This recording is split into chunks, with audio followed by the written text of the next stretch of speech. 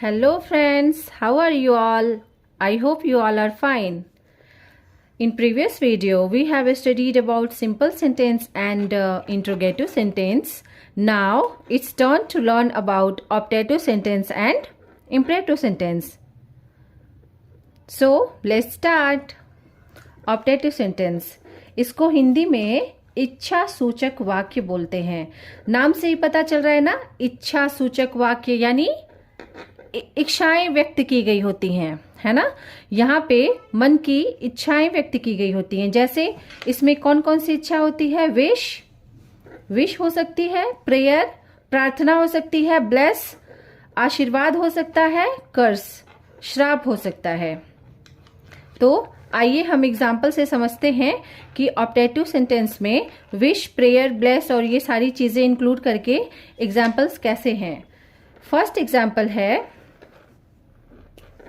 May you leave long. अच्छा, optative sentence जो होता है वो मे से शुरू होता है या फिर विश से शुरू होता है और लास्ट में मार्क ऑफ एक्सक्लेमेशन होता है। ये ऑप्टेटिव सेंटेंस की पहचान है, पहचानने की ट्रिक है। मे से शुरू होगा या तो विश से शुरू होगा। पहला एग्जाम्पल है may you leave long. May you leave long, मेरी इच्छा है कि आप लंबा जिए, दीर्घायु हो। लास्ट में मार्क ऑफ एक्सक्लेमेशन, जैसा कि मैंने बताया, मेरी इच्छा है कि आप लंबा जिए। तो इसमें ब्लेस दी जा रही है ना, ब्लेस दी जा रही है। फिर है दूसरा example, may God bless you, भगवान की कृपा आप पर बनी रहे। लास्ट में मार्क ऑफ एक्सक्लेमेशन, भगवान की कृपा आप पे बनी रहे। इसमें भी विश या फिर ब्लेस कह सकते हैं, ब्लेस हो रही है। तीसरा है wish you a very happy journey, मैं विश करती हूं कि आपकी यात्रा मंगलमय हो। तो इसमें विश हो रही है ना। और विश स्टार्ट में है भी, विश से शुरू भी हो रहा है। तो wish you a very happy journey, last में मार्क ऑफ एक्सक्लेमेशन। तो ये ऑप्टेटिव सेंटेंस का एग्जाम्पल है। May you go to hell, अगर गुस्सा आता है तो गुस्से में लोग बहुत कुछ बोल देते हैं ना। May you go to hell, मेरी इच्छा है कि तुम नर्क में जाओ।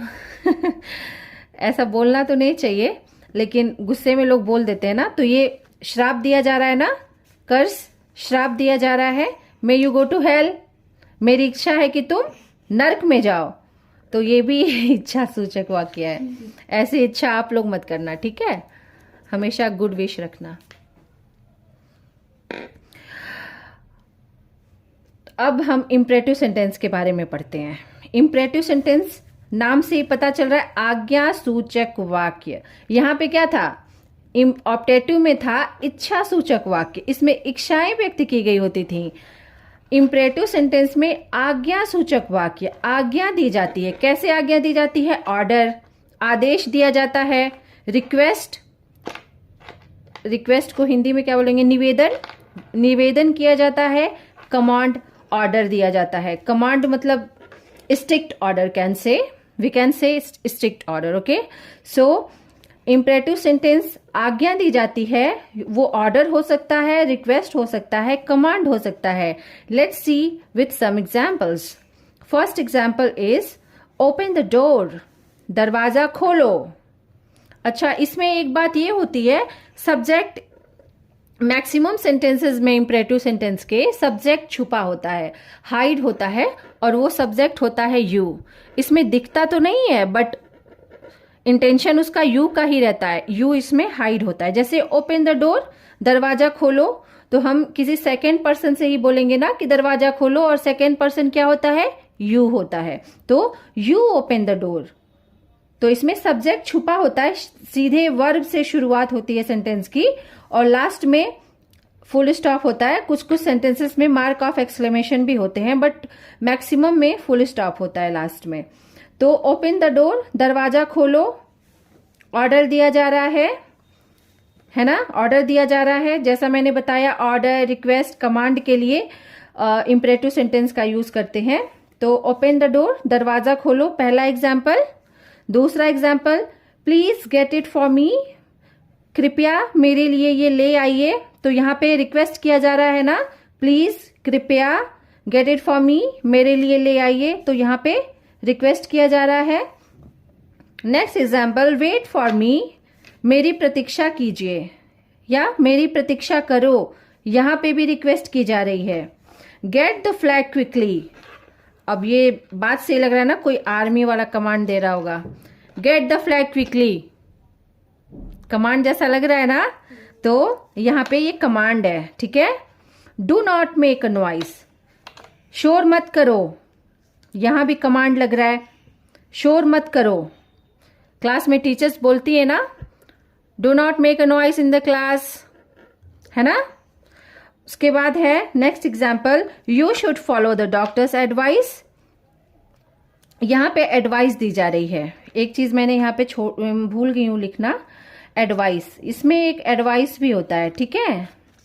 तो इम्परेटिव सेंटेंस में एडवाइस भी दी जाती है, सलाह, सलाह भी दिया जाता है। सलाह के लिए भी इम्परेटिव सेंटेंस का यूज होता है कि you must follow the doctors advice, तुम्हें डॉक्टर्स की एडवाइस को फॉलो करना चाहिए।